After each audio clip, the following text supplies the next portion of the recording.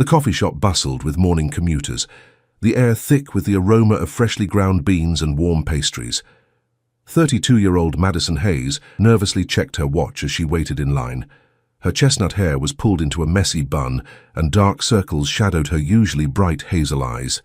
6 years as a single mom had taught her efficiency, but today, everything seemed to be working against her. Her 5-year-old daughter Zoe had spilled orange juice all over her school uniform.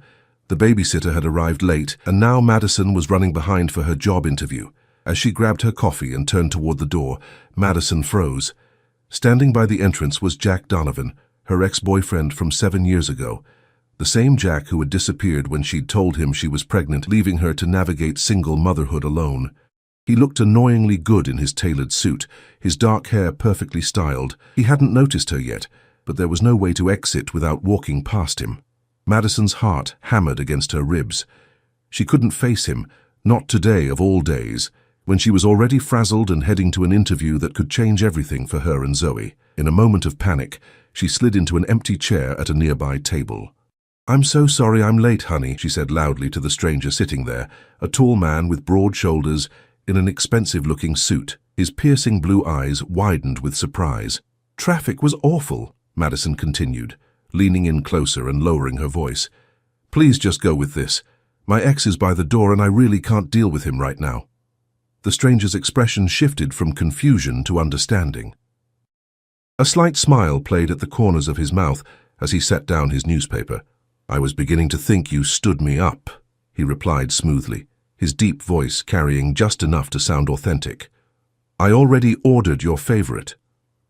Madison felt a wave of relief wash over her. From the corner of her eye she could see Jack looking in their direction, clearly recognizing her. The stranger casually reached across the table and took her hand, his touch unexpectedly warm. "I'm Connor, by the way," he murmured, maintaining the charade while introducing himself. "Connor Wells." "Madison Hayes," she whispered back. "Thank you for this." Jack hesitated by the door, then began walking toward their table. Madison's grip tightened on Connor's hand. "Madison, I thought that was you," Jack said, his familiar voice sending an unwelcome shiver down her spine. Madison turned, feigning surprise. "Jack, wow, it's been, 7 years?" 6 years and 8 months, Jack replied, his eyes darting between Madison and Connor. "You look good." Connor stood up, towering over Jack by several inches. "Connor Wells," he said, extending his hand. "And you are?" "Jack Donovan. Madison and I used to date." Jack shook Connor's hand briefly, clearly intimidated by the other man's confident demeanor. "Ah," Connor said with a polite smile that didn't reach his eyes. "Madison has mentioned you." Madison fought to keep her expression neutral, amazed at how easily Connor had stepped into this protective role for a complete stranger. "How's life treating you, Madison?" Jack asked, ignoring Connor. "It's wonderful, actually," Madison replied, finding strength in the lie. "Busy, but wonderful." "And the baby?" Jack asked hesitantly. Madison stiffened. "Zoe is 5 now. She's perfect." An awkward silence fell over the table until Connor checked his watch. "Darling, we should get going if you don't want to be late." Madison nodded gratefully. "You're right." She stood, gathering her purse. "It was interesting seeing you, Jack. Maybe we could catch up sometime," Jack suggested. "I've been thinking about you lately, and I'd love to meet Zoe." Before Madison could respond, Connor slipped his arm around her waist. "Madison and Zoe have a pretty full schedule these days," he said smoothly. "But it was nice meeting you, Jack." As they walked away, Connor kept his arm around her until they were safely outside the coffee shop. Once on the sidewalk, Madison exhaled deeply. "I can't thank you enough," she said, stepping away from him. "You just saved me from the most awkward conversation of my life." Connor smiled, and Madison noticed how it transformed his serious face, creating small lines around his eyes. "Happy to help. Ex-trouble can be the worst. He left when I told him I was pregnant," Madison explained, surprising herself with the confession to a stranger. "Today is the first time he's seen me since." Connor's expression darkened. "Some men don't deserve the title of father." Madison glanced at her watch and gasped. "I'm going to be late for my interview. Where are you headed? Maybe I can help." "Westmore Industries," Madison replied. "It's for an executive assistant position." Something flickered across Connor's face, but he quickly masked it. "That's not far from here. Come on, I'll walk with you." As they hurried down the busy street, Madison felt strangely comfortable beside this tall stranger who had come to her rescue. "So, Connor Wells, what do you do when you're not pretending to be dating random women in coffee shops?" Connor chuckled. "I'm in business management," he said vaguely. "What about you?" "Besides interviewing at Westmore, I've been working as a temp for the past few years. It gave me the flexibility I needed with Zoe. But now that she's in school full-time, I'm looking for something more permanent. The position at Westmore would be perfect." She hesitated before adding, "It has to be. Our landlord just raised our rent again and I can't afford another increase on my current salary." They stopped in front of an imposing glass building with Westmore Industries emblazoned across the front in sleek silver letters. "This is me," Madison said, suddenly nervous about the interview again. "Thanks again for your help back there." "Good luck with your interview," Connor said. "You'll do great." Madison smiled gratefully and turned toward the building, squaring her shoulders. "Madison," Connor called after her. She turned back. "That guy, Jack? He's a fool for walking away from you and your daughter." With those words hanging in the air between them, Connor nodded goodbye and walked away, disappearing into the crowd of morning commuters. Madison entered the building with butterflies in her stomach, checking in with the receptionist before being directed to the 15th floor. As she sat in the waiting area outside Human Resources, she couldn't help but think about her unexpected morning encounter, both with Jack and the mysterious Connor. The HR director, Patricia Wilson, greeted Madison warmly, conducting a preliminary interview before explaining that the final decision would be made by the executive she would be supporting. "He's very particular about who works with him," Patricia explained. "He values competence above all else." Madison was then escorted to a large corner office with floor-to-ceiling windows offering a spectacular view of the city. Her confidence faltered slightly as she waited for the executive to arrive, straightening her modest blazer and smoothing her skirt. The door opened behind her, and Madison turned with a professional smile, ready to make her best impression. Her smile froze as Connor Wells walked in, now carrying a leather portfolio and wearing an expression of equal surprise. "Madison Hayes," he said, his tone shifting to something more formal. "What an unexpected pleasure to see you again so soon." Madison's mind raced as the pieces fell into place. Connor wasn't just some random businessman in a coffee shop. He was Connor Wells, CEO of Westmore Industries, the man who would decide whether she got the job she desperately needed. "You're Connor Wells," Madison stammered, her professional composure momentarily shattered. "The Connor Wells." A flicker of amusement crossed his face as he moved around the expansive desk. "I believe we established my name at the coffee shop, yes." "No, I mean," Madison took a steadying breath. "You're the CEO of Westmore Industries." "Guilty as charged," Connor replied, gesturing for her to take a seat, "though I prefer to think of myself as a businessman who occasionally pretends to date strangers in coffee shops." Despite her mortification, Madison couldn't help but smile. She sank into the chair across from him, her mind racing. Of all the people she could have dragged into her personal drama, she had chosen her potential boss. The universe clearly had a twisted sense of humor. "I should apologize for not being completely honest about who I am," Connor continued, his tone becoming more professional as he opened her resume. "But in fairness, you did ambush me." "I'm so embarrassed," Madison admitted. "If I had known, you would have chosen a different table," Connor finished for her, raising an eyebrow. "Perhaps the one with the college student buried in textbooks, or maybe the elderly couple arguing over their crossword puzzle." The tension in Madison's shoulders eased slightly. "When you put it that way." Connor leaned back in his chair, studying her with those penetrating blue eyes. "So, Ms. Hayes, may I call you Madison? Why don't we start this interview properly? Tell me why you want to work at Westmore Industries." Madison straightened, grateful for the shift to professional territory. "I've followed Westmore's growth for years. Your company's commitment to ethical business practices while maintaining profitability is impressive. The executive assistant position would allow me to utilize my organizational skills while learning from one of the most successful business leaders in the industry." Connor nodded, seemingly pleased with her answer. "Your resume shows a series of temporary positions over the past 5 years. Why the inconsistency?" "After Zoe was born, I needed flexible work arrangements," Madison explained. "As a single mother, I had to balance earning a living with being present for my daughter. Now that she's in school full-time, I'm looking for stability and growth potential. And the father isn't in the picture at all? Connor asked, then immediately held up a hand. I apologize, that's inappropriately personal. Forget I asked. Madison hesitated before responding. It's relevant to my work history, so I don't mind answering. No, Jack hasn't been involved. Today was the first time he's shown any interest in Zoe's existence. Connor's expression hardened momentarily before returning to professional neutrality. He asked several more standard interview questions about her skills, experience, and problem-solving abilities. Madison answered confidently, pushing aside her earlier embarrassment. Your qualifications are impressive, Connor finally said, closing her file.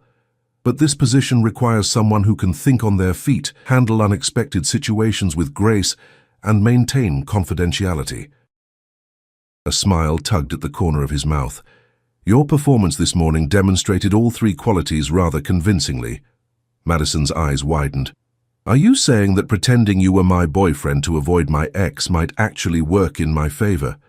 I'm saying that life rarely follows a predictable path, and I value people who can navigate its unexpected turns.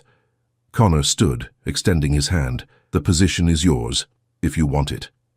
Madison rose shakily, accepting his handshake. Just like that. Just like that, Connor confirmed. Patricia will handle the paperwork. You can start Monday if that works for you. Monday is perfect, Madison replied, still stunned by the sudden turn of events. Thank you, Mr. Wells. Connor, he corrected. We've already held hands in public, Madison. I think we're past formalities. A blush heated her cheeks at the reminder. Thank you, Connor. I promise you won't regret this. I rarely regret my decisions, he said with quiet confidence. 9 a.m. on Monday, don't be late. As Madison left the office, her mind was spinning. She had walked into Westmore Industries desperate for a job and walked out with not only employment, but also the most bizarre interview story ever. Wait until her best friend Vanessa heard about this. The weekend passed in a blur as Madison prepared for her new position. She spent Saturday shopping for affordable but professional clothing with Vanessa, who couldn't stop laughing about the coffee shop incident.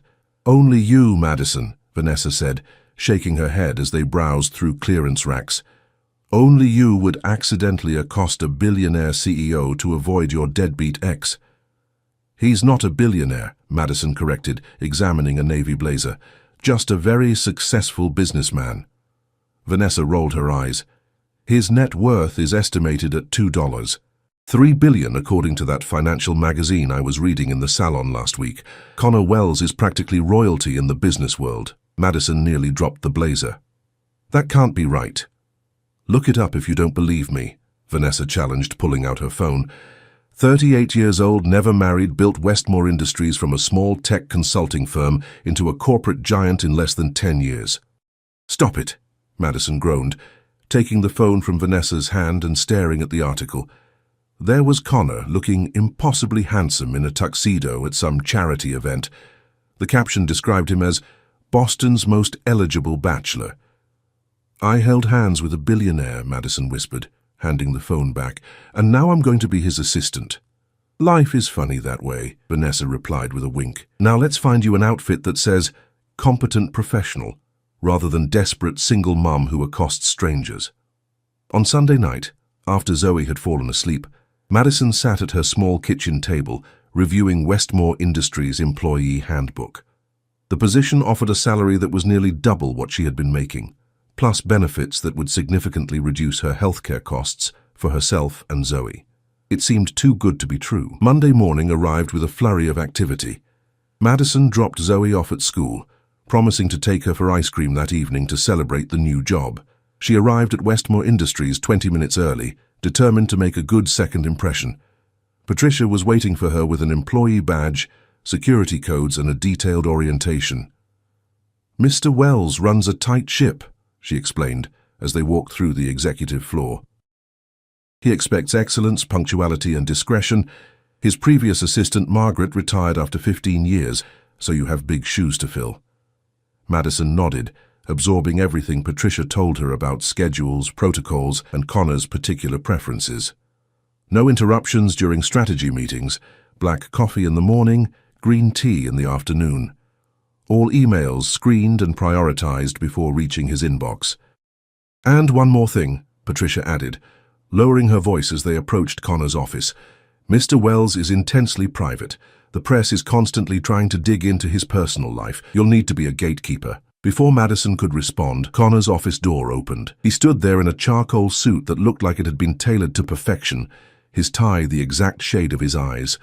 Several executives filed out past him, nodding respectfully. "Madison," he greeted with a professional nod. "Perfect timing. Come in, we have a full schedule today." The next several hours were a whirlwind as Madison struggled to keep up with the pace of Connor's workday. He moved from meetings to conference calls to document reviews with remarkable focus and energy. Madison took notes, managed interruptions, and tried to anticipate his needs, determined to prove herself worthy of the opportunity. By late afternoon, her head was swimming with information, but she felt a growing confidence in her ability to handle the position. She was reviewing Connor's calendar for the following day when his office door opened. "Madison, I need the Harrington proposal," Connor began, then stopped abruptly, looking past her with a frown. Madison turned to find Jack Donovan standing by her desk, a bouquet of roses in his hand and a sheepish smile on his face. "Surprise," Jack said, holding out the flowers. "I asked around and found out where you were working. I thought maybe we could talk over dinner tonight. About us, about Zoe." Madison stared at him in disbelief, too shocked to respond. Jack had never given her flowers when they were dating, let alone shown up at her workplace unannounced. "Mr. Donovan," Connor's voice cut through the tension, ice-cold and commanding, "how did you get past building security?" Jack's smile faltered. I told the receptionist I was delivering flowers." "I see." Connor stepped fully out of his office, his expression unreadable as he looked between Madison and Jack. "Ms. Hayes, is this a personal visit you were expecting?" "No, sir," Madison replied, finding her voice at last. "Absolutely not." Connor nodded once, then turned to Jack. "Mr. Donovan, Westmore Industries has strict security protocols. Unauthorized visitors are not welcome, regardless of their past connections to my employees." Jack blinked, clearly not expecting this level of opposition. "Look, man, I just wanted a few minutes with Madison to—" "To what?" Connor interrupted, his voice dangerously quiet. "To disrupt her first day at a new job. To continue the pattern of appearing and disappearing from her life at your convenience." Madison's breath caught in her throat as she watched the scene unfold. Connor Wells, billionaire CEO, was defending her honor to her ex-boyfriend, and doing it with a cold fury that made Jack take a step backward. "This is between me and Madison," Jack insisted, though his confidence was clearly wavering. "Not in my building, it isn't." Connor reached over to Madison's desk and pressed the security button. "Ms. Hayes is an employee of Westmore Industries now. Her professional environment will be respected." Two security guards appeared with remarkable speed. Connor nodded toward Jack. "Please escort Mr. Donovan out of the building. He is not to be admitted again without express permission from my office." As the guards led a protesting Jack toward the elevator, Connor turned to Madison, his expression softening slightly. "Are you all right?" Madison nodded, still processing what had just happened. "Yes, thank you." Connor studied her face for a moment, then said quietly, 7 years ago I made a promise to myself that I would never allow workplace harassment of any kind in my company. That includes ex-boyfriends bearing roses and insincere apologies." The intensity in his eyes made Madison's heart skip a beat. There was something deeper there, something personal in the way he'd responded to Jack's intrusion. "Now," Connor continued, his tone returning to businesslike efficiency, "about that Harrington proposal." The rest of Madison's first week at Westmore Industries passed without further drama. Each day, she arrived early and left late, absorbing every detail of her new role. Connor was demanding but fair, setting high expectations while providing clear guidance. By Friday afternoon, Madison felt more confident in her position, though still acutely aware of how much she had to learn. "You've done well this week," Connor remarked as they reviewed his schedule for the following Monday. "Better than I anticipated, given the circumstances." Madison looked up from her tablet. "Thank you, that means a lot." "Don't let it go to your head," he said, though his eyes held a hint of warmth. "Next week will be more challenging. The Sanders merger is entering its critical phase. I've prepared a summary of all the correspondence and meeting notes from the past 3 months, Madison replied, sliding a folder across his desk. I thought it might help me get up to speed. Connor raised an eyebrow, looking genuinely impressed as he flipped through the meticulously organized documents. You did this on your own time. I want to be thorough, Madison said simply. Their eyes met briefly before Connor cleared his throat and returned to business. I have a charity gala tomorrow evening. You'll need to prepare the talking points for my conversation with Senator Wilson about the tax incentives for our green energy initiative. Already done, Madison responded. The brief is in your email, and I've printed a copy for your review before you leave today. A small smile played at the corner of Connor's mouth. Efficient. I try to be. As she gathered her things to leave, Connor added casually, How's your daughter handling your new schedule? The question surprised Madison. In the whirlwind of the week, Connor hadn't mentioned Zoe since their initial interview. She's adjusting, Madison answered honestly. She misses our morning time together, but she loves that I can now afford to put her in the after-school art program she's been begging to join. Connor nodded thoughtfully. Children are remarkably resilient. There was something in his tone that made Madison curious. Do you have children, Connor? No, he replied, his expression suddenly guarded. Never found the right time or the right person. Before Madison could respond, his phone rang. He glanced at the screen and frowned. I need to take this. Have a good weekend, Madison. The dismissal was clear. Madison nodded and left his office, wondering about the momentary glimpse of vulnerability she'd seen in her usually composed boss. Saturday morning found Madison at the kitchen table of her modest apartment, sorting through bills, while Zoe watched cartoons in the living room. The new job's salary would ease their financial strain considerably, but it wouldn't erase years of accumulated debt overnight. Her phone buzzed with a text from Vanessa. Coffee in 30? Need details on Billionaire Boss Week 1. Madison smiled and replied affirmatively. She needed adult conversation after a week of professional intensity. Zoe, sweetie, she called. Want to go to Aunt Vanessa's cafe for hot chocolate? 20 minutes later, they were walking hand in hand down the street toward The Grind, Vanessa's cozy neighborhood coffee shop. The October air was crisp, and Madison pulled her scarf tighter around her neck. Mommy, look! Zoe pointed excitedly across the street. It's the park with the big slide. Madison followed her daughter's gaze to the small community park. Several children were playing on the equipment while parents watched from nearby benches. A familiar figure caught her attention. Connor, sitting alone on a bench, watching the children play with an unreadable expression. That's my boss, Madison said, surprised. Can we say hi? Zoe asked, bouncing on her toes. Madison hesitated. Connor seemed lost in thought, and she didn't want to intrude on his personal time. But Zoe was already waving enthusiastically, and before Madison could stop her, Connor had noticed them.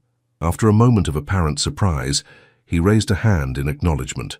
I guess we're saying hi, Madison murmured, leading Zoe across the street when the light changed. Connor stood as they approached.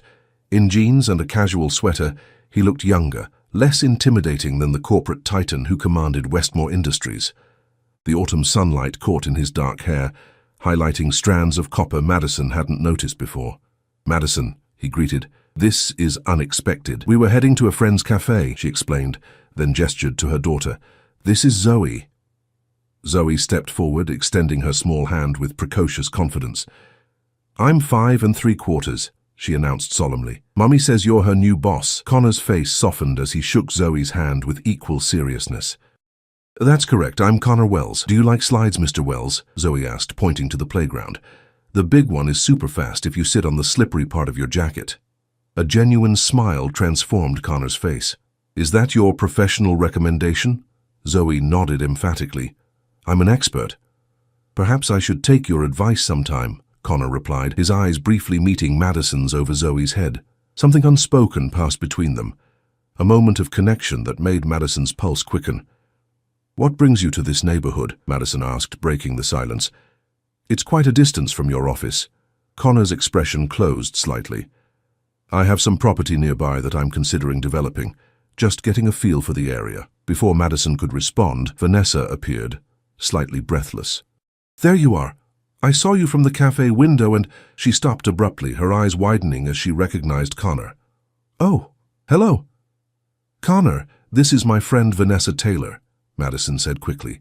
"She owns the Grind Cafe around the corner."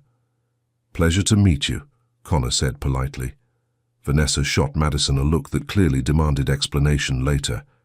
"I've got a table saved for you guys, and fresh cinnamon rolls just out of the oven." "Cinnamon rolls," Zoe exclaimed, tugging at Madison's hand. "Can we go now, please?" Madison nodded. "We should let you get back to your property assessment," she said to Connor. "Enjoy your weekend." "Actually," Connor said, surprising her, "I could use a coffee. Mind if I join you?" 10 minutes later, they were seated in a cozy corner of the Grind. Zoe was happily devouring a cinnamon roll, icing smeared across her cheek. Vanessa kept finding excuses to pass by their table, casting meaningful glances at Madison each time. "Your friend isn't very subtle," Connor remarked quietly after Vanessa's third unnecessary check on their coffee. Madison laughed softly. Subtlety has never been Vanessa's strong suit. "I like her cafe," Connor said, looking around appreciatively at the warm, eclectic space. "It has character. She built it from nothing 5 years ago," Madison replied with pride for her friend. "Everyone said she was crazy to open an independent cafe with 3 chain coffee shops within walking distance, but she proved them wrong." Connor nodded thoughtfully. The best business decisions often seem foolish to outside observers. They fell into surprisingly easy conversation, steering clear of work topics. Connor asked questions about Zoe's school and seemed genuinely interested in her animated responses about her art class and her best friend Lily. Madison glimpsed a different side of her intimidating boss, relaxed, attentive, even playful as he helped Zoe construct a tower from sugar packets. As they were finishing, Connor's phone rang. He checked it and frowned. "I have to take this, excuse me." He stepped outside to answer the call, his expression shifting back to the serious businessman Madison recognized from the office. "He's nice," Zoe declared, licking icing from her fingers. "His eyes get happy when he laughs." "Yes, they do," Madison agreed, surprised by her daughter's perceptiveness. When Connor returned, his demeanor had changed. "I apologize, but I need to go. There's a situation at the office that requires my attention." "On a Saturday?" Madison asked. "The corporate world doesn't observe weekends," he replied with a wry smile. He reached for his wallet, but Madison shook her head. "This one's on us," she insisted. "Consider it thanks for the job opportunity." Connor seemed about to argue, but instead nodded. "Thank you for the company, then." He looked down at Zoe. "It was a pleasure meeting you, Miss Hayes. I'll remember your advice about the slides." Zoe beamed. "Bye, Mr. Connor." As soon as he left, Vanessa slid into his vacant seat, eyes wide. "Okay, spill everything. Now." "There's nothing to spill," Madison protested. "We ran into each other by coincidence." "Right." The billionaire CEO just happened to be hanging out in our decidedly non-billionaire neighborhood on the same day his gorgeous new assistant was getting coffee. Vanessa raised an eyebrow. "That man is interested in you." "Don't be ridiculous," Madison said, though her cheeks warmed at the suggestion. "He's my boss, nothing more." Vanessa hummed skeptically. "Tell that to someone who didn't just watch him with your daughter. The man was smitten." "With Zoe, maybe," Madison conceded. "Most people are. She has that effect." "Like mother, like daughter," Vanessa replied with a knowing smile. Monday morning arrived with unexpected complications. Zoe woke with a fever, forcing Madison to call Patricia and explain that she would be late. By the time she arranged for Vanessa to watch Zoe and made it to the office, it was almost noon. She rushed to her desk, expecting Connor to be irritated by her absence, especially with the Sanders merger meetings scheduled for that afternoon. To her surprise, his office was empty. "He's been in and out all morning," Patricia informed her. "Seemed distracted. He left these for you." She handed Madison a thick folder of documents related to the merger, along with a note in Connor's precise handwriting. "Family comes first. Take the time you need. GTW." The simple acknowledgement of her priorities touched Madison deeply. Throughout her working life, she had grown accustomed to employers who viewed her single motherhood as an inconvenience rather than a strength. The afternoon passed quickly as Madison caught up on the morning's work. She was so focused that she didn't notice Connor's return until his shadow fell across her desk. "How's Zoe?" he asked without preamble. Madison looked up, surprised that he remembered. "Better. The fever broke. Vanessa's staying with her until I get home." Connor nodded. "Good." I need you to join me for the Sanders meeting in 30 minutes. They've brought in new legal counsel, who's challenging some of our proposed terms. Of course, Madison replied, already reaching for her tablet. I'll review the latest documents. The meeting was tense, with Sanders' new lawyer, a sharp-eyed woman named Diane Blackwood, questioning every aspect of the merger agreement. Madison took detailed notes, occasionally sliding relevant documents to Connor as specific points arose. They worked in seamless tandem, as if they had been partners for years rather than days. After 3 grueling hours, they reached a tentative agreement. As the Sanders team filed out, Diane lingered, approaching Connor with a smile that was decidedly unprofessional. "It's been too long, Connor," she said, touching his arm lightly. "We should catch up over dinner sometime." Connor's expression revealed nothing. "I appreciate the offer, Diane, but I'm fully booked for the foreseeable future." "Still all work and no play?" Diane persisted. "Some things never change." "Some things do," Connor replied evenly. "Madison, we have the conference call with Tokyo in 20 minutes. We should prepare." Recognizing the dismissal, Diane departed with a thinly veiled look of annoyance. Once she was gone, Connor loosened his tie slightly, the only indication of the stress from the marathon meeting. "Ex-girlfriend?" Madison asked before she could stop herself. Connor looked at her sharply. "That's not relevant to our work." "I'm sorry," Madison said immediately. "You're right, it was unprofessional of me to ask." Connor's expression softened slightly. "No, I apologize for being abrupt. Diane and I have history. It ended badly." "I understand complicated history," Madison said with a small smile. "Coffee shop ambushes, remember?" That earned her a brief chuckle from Connor. "Fair point." He checked his watch. "The Tokyo call isn't actually for another hour." "I just needed an excuse to end that conversation. Glad I could be useful," Madison replied lightly. Connor studied her for a moment, his blue eyes intent. "You were more than useful in that meeting, Madison. You were exceptional. The way you anticipated what I needed before I asked for it, not many people can do that." The unexpected praise warmed her. "Thank you." As they walked back toward his office, Connor said casually, "The charity gala I mentioned is this Saturday evening. I'd like you to attend." Madison stopped walking. "Attend?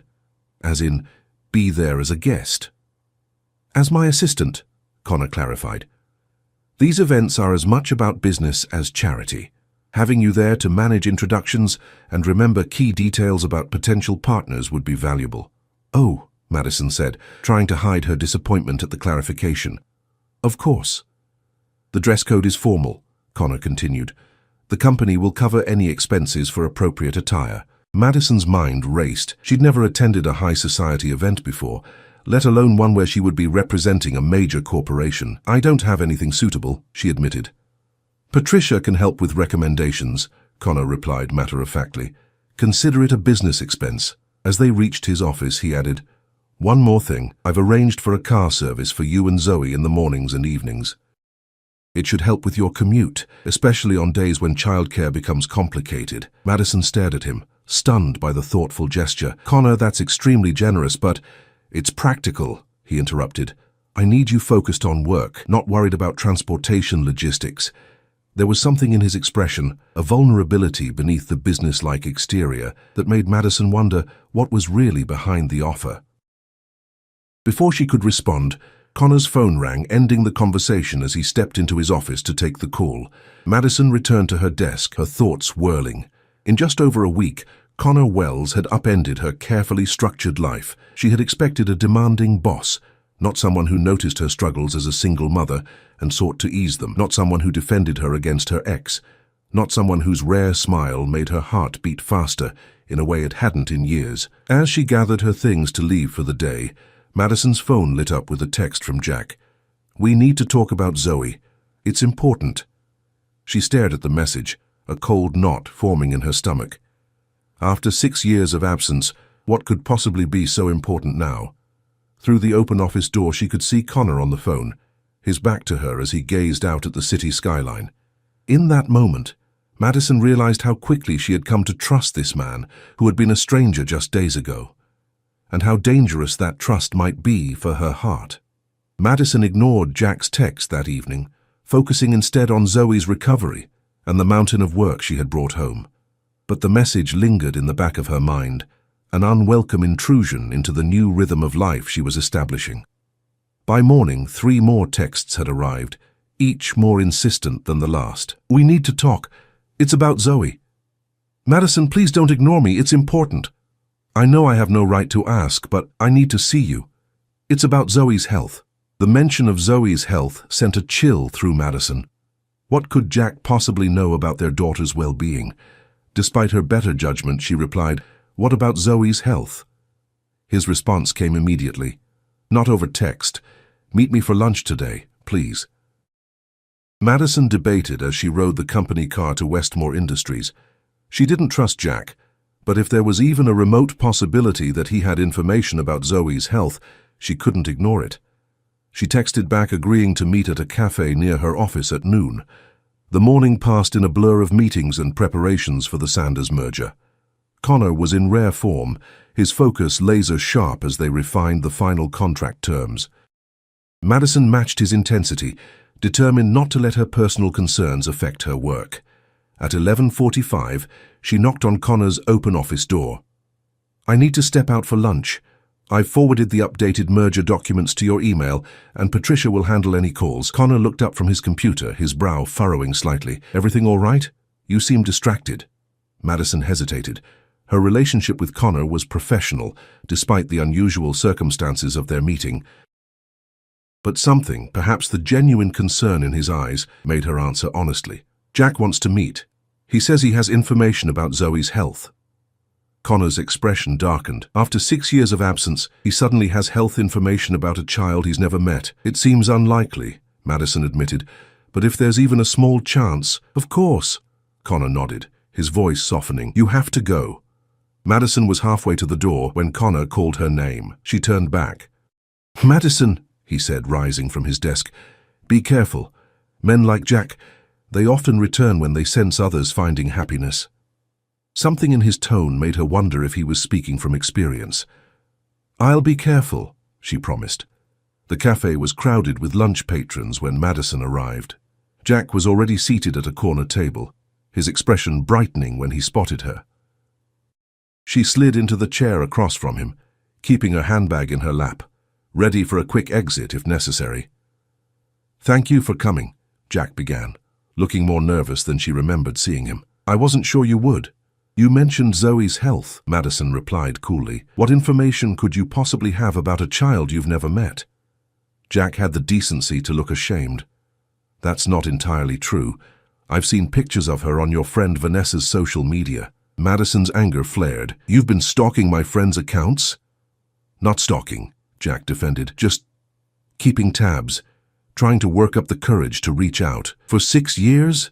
Madison's voice was sharp with disbelief. Jack sighed, running a hand through his hair. "I know I have no excuses, Madison. I was young and terrified of being a father. By the time I realized what a mistake I'd made, years had passed, and I didn't know how to bridge that gap." "So why now?" Madison demanded. "And what's this about Zoe's health?" Jack looked down at his untouched coffee. "My mother was diagnosed with hereditary cardiomyopathy last year. It's genetic, and there's a 50% chance I carry the gene. If I do, Zoe has a 50% chance of inheriting it too."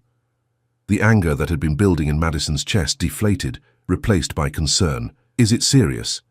"It can be, if untreated," Jack explained. "But early detection makes a huge difference. I've been tested. I'm a carrier." "I wanted you to know so Zoe could be tested too."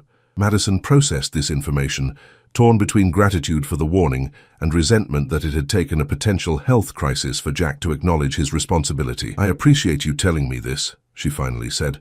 "I'll speak with Zoe's pediatrician about testing." "I'd like to help with the medical expenses," Jack offered, "and maybe get to know her a little. I know I don't deserve it, but you're right." "You don't deserve it," Madison interrupted more calmly than she felt. "I'll consider allowing you limited contact with Zoe, but only after I've had time to think about what's best for her, and only if the pediatrician confirms this concern is legitimate." Jack nodded, accepting her terms. "That's fair, more than fair."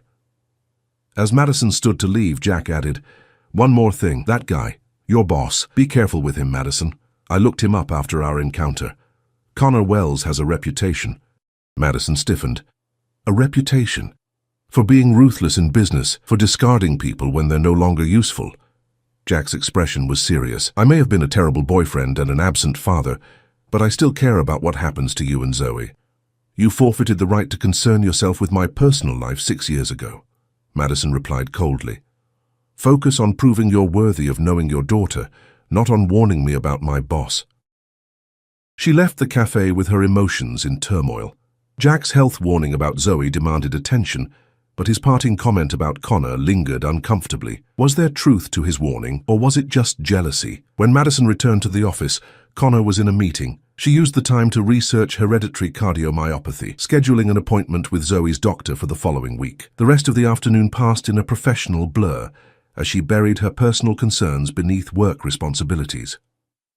It was after 7 when Connor emerged from his final meeting of the day.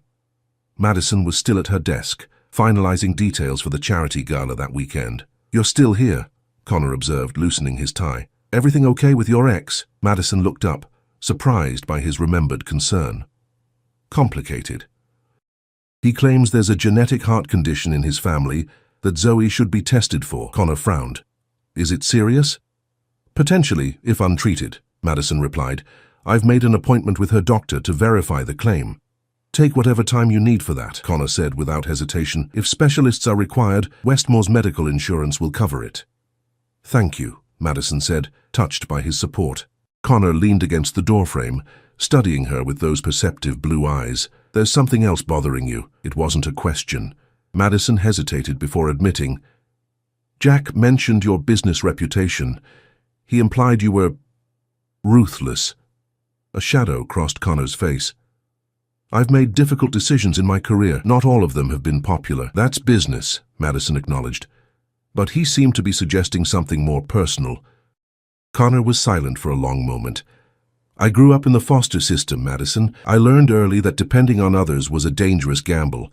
That perspective has shaped both my business practices and my personal relationships. The unexpected revelation stunned Madison. Connor Wells, billionaire CEO, had been a foster child. I had no idea, she said softly.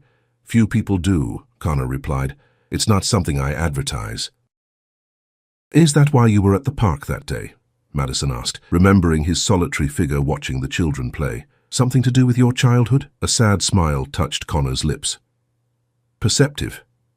The property I mentioned owning near there, it's the site of my last foster home.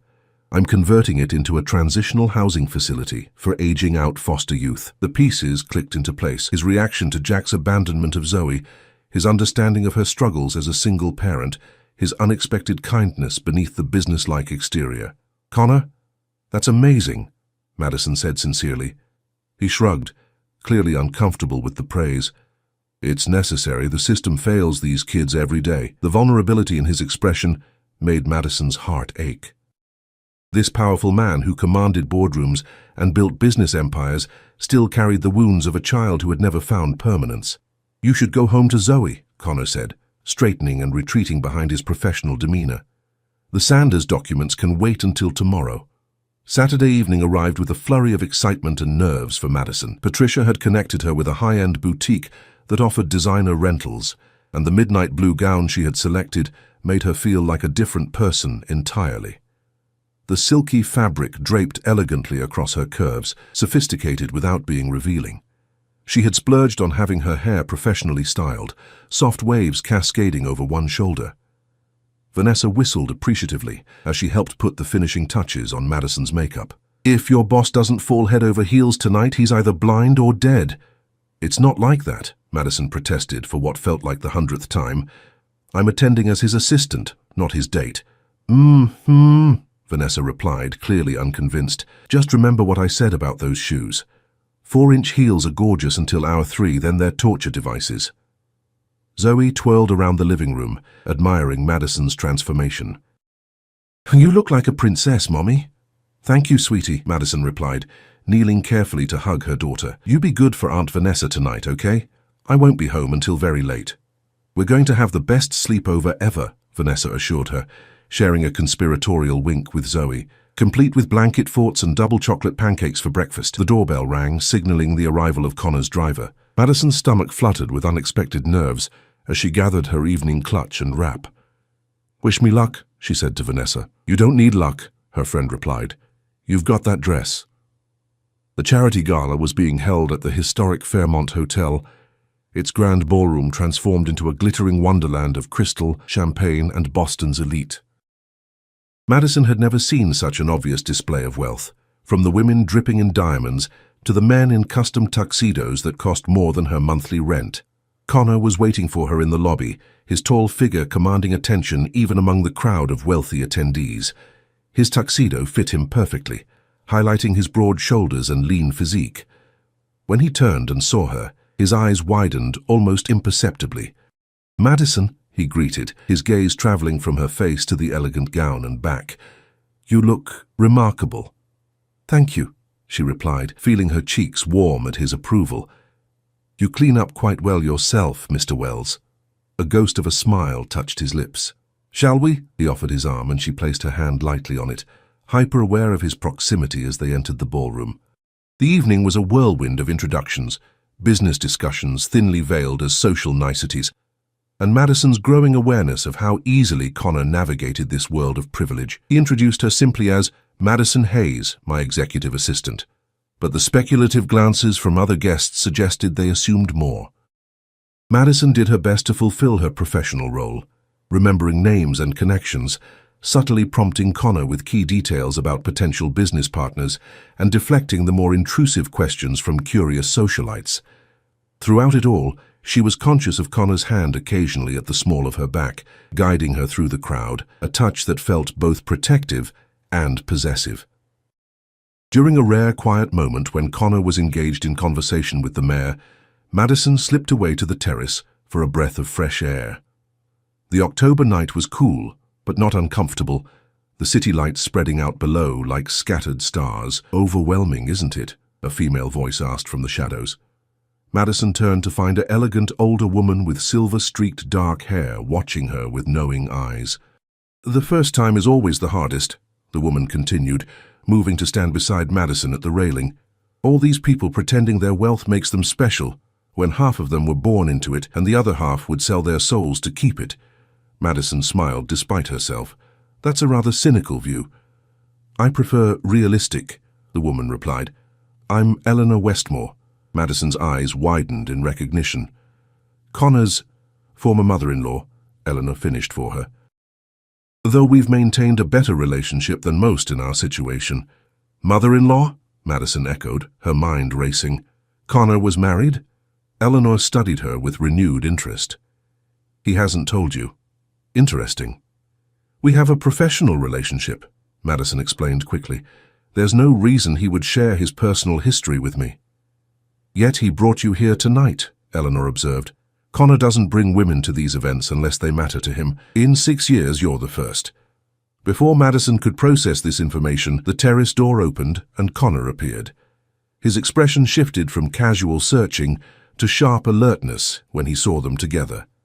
"Eleanor," he greeted, his voice carefully neutral. "I didn't know you were attending tonight." "Last-minute decision," Eleanor replied smoothly. "I was just getting acquainted with your lovely assistant. She reminds me a bit of Catherine, the same quiet strength." A muscle twitched in Connor's jaw. "Madison, Senator Wilson is asking about the Green Energy Initiative. Would you mind joining us?" The request was clearly an excuse to separate her from Eleanor, but Madison nodded, professional mask firmly in place. "Of course, it was a pleasure meeting you, Mrs. Westmore." "The pleasure was mine," Eleanor replied with a knowing smile. "I suspect we'll meet again." As they walked back into the ballroom, Madison could feel the tension radiating from Connor. "I'm sorry if I said something wrong," she offered quietly. Connor shook his head. "You didn't. Eleanor enjoys creating drama where none exists." "She mentioned someone named Catherine," Madison ventured cautiously. Connor stopped walking, turning to face her. For a moment, he looked as if he might brush off the implicit question. Then his expression softened. "My wife," he said quietly. "She died 6 years ago." The revelation hit Madison like a physical blow. "Connor, I'm so sorry." "I had no idea." "As you said, we have a professional relationship," he replied, echoing her earlier words with a sad smile. "There was no reason for you to know." Before she could respond, they were approached by a group of investors, and the moment for personal revelations passed.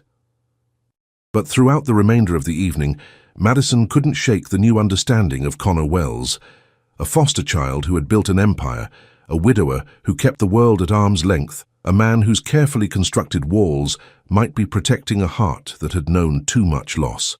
As the gala wound down and guests began to depart, Connor guided Madison toward the exit. "My driver will take you home," he said, his professional demeanor firmly back in place. "Thank you for including me tonight," Madison replied. "I hope I was helpful." "More than helpful," Connor assured her. "Several board members commented on your grace under pressure." They stepped outside into the cool night air, waiting as the valet brought Connor's car around. An awkward silence fell between them, a rarity in their usually efficient interactions. "Connor," Madison began hesitantly. "What Eleanor said about me reminding her of Catherine. Eleanor says many things designed to provoke a reaction," Connor interrupted, his tone making it clear the subject was closed. Madison nodded, accepting the boundary he had drawn, but as his driver opened the car door for her, Connor surprised her by taking her hand. "Madison," he said quietly, his blue eyes intent on hers. "Thank you for tonight.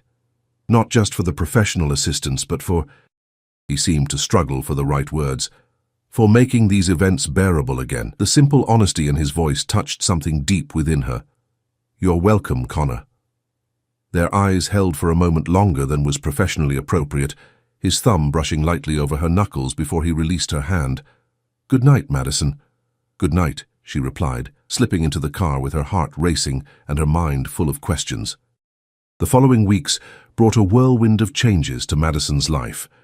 Zoe's medical tests came back negative for the hereditary heart condition, bringing immense relief. Jack remained on the periphery, making tentative efforts to establish a relationship with his daughter through supervised visits that Madison cautiously allowed. At Westmore Industries, the Sanders merger was successfully completed, earning Madison a substantial bonus and Connor's increasing trust. Their professional relationship deepened into something that occasionally blurred the lines of friendship. Shared lunches discussing business strategy, Connor asking about Zoe's progress in school, Madison learning to anticipate his needs and preferences with uncanny accuracy. And through it all, Madison felt herself falling for this complex, guarded man who showed glimpses of warmth beneath his professional exterior. It was foolish, she knew. He was her boss, a billionaire still haunted by his past, a man who had built walls around his heart that seemed impenetrable. Then came the day of the storm, a nor'easter that hit Boston with unexpected ferocity. Schools closed early, public transportation shut down, and the governor urged all non-essential personnel to stay home. Madison had picked up Zoe from school and brought her to the office, having no other childcare options and critical work that couldn't wait. "I'm sorry," she apologized to Connor as Zoe settled in the conference room with her coloring books. "I'll keep her quiet, I promise." To her surprise, Connor seemed more amused than annoyed. "It's fine, Madison. We're practically the only ones here anyway." As the afternoon wore on, the storm intensified.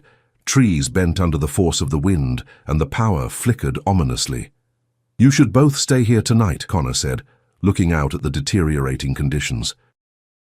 "The building has generators, and the executive suite has comfortable accommodations." "I couldn't impose," Madison began, but was interrupted by a deafening crack as a tree branch struck the building, followed by darkness as the power failed completely. "Generator will kick in momentarily," Connor said calmly. His prediction proved correct as emergency lighting illuminated the office seconds later. "Mommy," Zoe's voice called from the conference room, tinged with fear. "It's okay, sweetie," Madison reassured her, moving quickly to her daughter's side. "Just a power outage from the storm." Connor appeared in the doorway, his expression softening at the sight of Zoe's frightened face. "I have an idea," he said. "When I was your age and scared of storms, I used to build blanket forts." Zoe's eyes widened with interest. "Really?" "Really," Connor confirmed with a small smile. "And I think we have everything we need right here." What followed was a side of Connor Wells that Madison had never witnessed. Playful, patient, and utterly charming as he helped Zoe construct an elaborate fort from conference room chairs, tablecloths, and the blankets kept in the executive suite for overnight work sessions. He ordered food delivery from a nearby restaurant that was somehow still operating, and the three of them ended up picnicking inside the fort as the storm raged outside. "You're good with her," Madison observed softly after Zoe had finally fallen asleep, exhausted from the excitement. Connor looked down at the sleeping child, an unguarded tenderness in his expression. "She reminds me that there's more to life than quarterly reports and shareholder value." They sat in comfortable silence for a moment before Connor spoke again. "Catherine and I were trying to have a child when she got sick, ovarian cancer. By the time they caught it, it was too late." The quiet confession in the dim light of their improvised shelter touched Madison deeply. "I'm so sorry, Connor. After she died, I threw myself into work, built Westmore Industries into what it is today, told myself it was enough." His eyes met hers in the soft glow of the emergency lights. "It wasn't." Madison's heart pounded as Connor's hand found hers in the darkness. "When you ambushed me in that coffee shop," he continued with a ghost of a smile, "it was the first genuine human connection I'd allowed myself in years." "Connor," Madison whispered, scarcely daring to hope what his words might mean. "I know the timing is complicated," he said softly. "I'm your boss. You're just establishing stability for yourself and Zoe. But Madison, you've awakened something in me I thought died with Catherine." The vulnerability in his confession, so at odds with the powerful CEO the world knew, moved Madison profoundly. Without overthinking, she leaned forward and pressed her lips gently to his. The kiss was tender, hesitant at first, then deepening as Connor's hand came up to cradle her face. When they finally broke apart, Madison could see in his eyes the same mixture of surprise, desire, and hope that she felt. "Where do we go from here?" she asked softly. Connor's thumb traced the line of her cheekbone. "I don't know exactly, but I'd like to find out, if you would." Madison glanced at Zoe sleeping peacefully beside them, then back at this remarkable man who had entered their lives through the strangest of circumstances. "I'd like that too," she whispered. Outside, the storm continued to rage, but within their improvised shelter, Madison felt a sense of peace she hadn't experienced in years. The journey ahead would not be simple. There were professional boundaries to navigate, past wounds to heal, and a little girl's future to consider. But as Connor's fingers intertwined with hers, Madison knew with certainty that some storms bring not destruction, but new beginnings. In the morning light, as they emerged from their shelter to find the world washed clean by the storm, Madison watched Connor gently carrying a still sleeping Zoe to the comfortable couch in his office. The tenderness in his actions spoke volumes about the man beneath the powerful exterior, a man willing to risk his carefully guarded heart for the chance of building something real with her and Zoe. "What are you thinking?" Connor asked, noticing her thoughtful gaze. Madison smiled, remembering their unlikely first meeting and all that had transpired since. "I'm thinking that sometimes the most important journeys begin with a desperate act in a coffee shop." Connor's answering smile, unguarded and genuine, was like the sun breaking through clouds. "In that case," he said, taking her hand, "I'm very glad you chose my table."